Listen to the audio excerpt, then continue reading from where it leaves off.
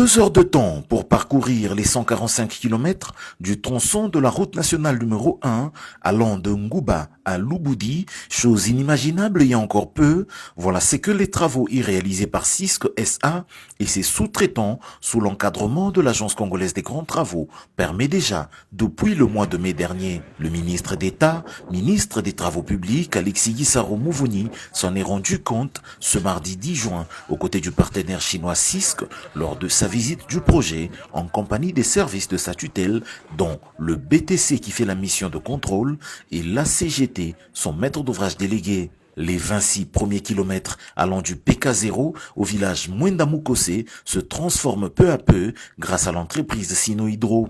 La terre disparaît et fait place à un revêtement en enduit monocouche qui sera recouvert sous peu d'une couche de roulement en béton bitumineux. Plusieurs ouvrages de franchissement, comme des passages sous route, sont construits de manière définitive, à l'image ici du pont d'Ipeta, où le ministre a marqué le premier arrêt de la visite du jour, recevant les explications de la chef de la mission de surveillance de la CGT, l'ingénieur Betty Kayembe. Dans les traversées des grandes agglomérations, systématiquement, des caniveaux en moellon sont construits pour un drainage harmonieux des eaux.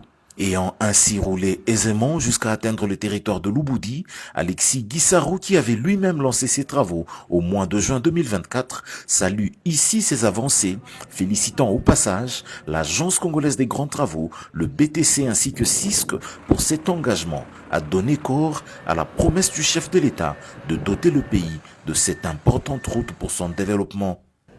Nous sommes heureux d'être ici dans le territoire de Louboudi, pour constater effectivement que l'état d'avancement est satisfaisant. Ce projet est un projet capital pour nous parce que à l'achèvement de ce projet, nous allons connecter toute la route nationale numéro 1.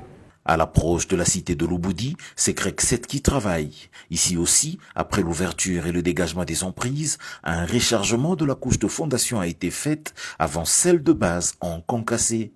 Sur cette dernière est posée une monocouche. À la fin de l'année 2027, l'ensemble de 870 km allant de Ngouba à Mbujimaï seront bien réceptionnés par le gouvernement de la République au vu de ce rythme d'avancement des travaux.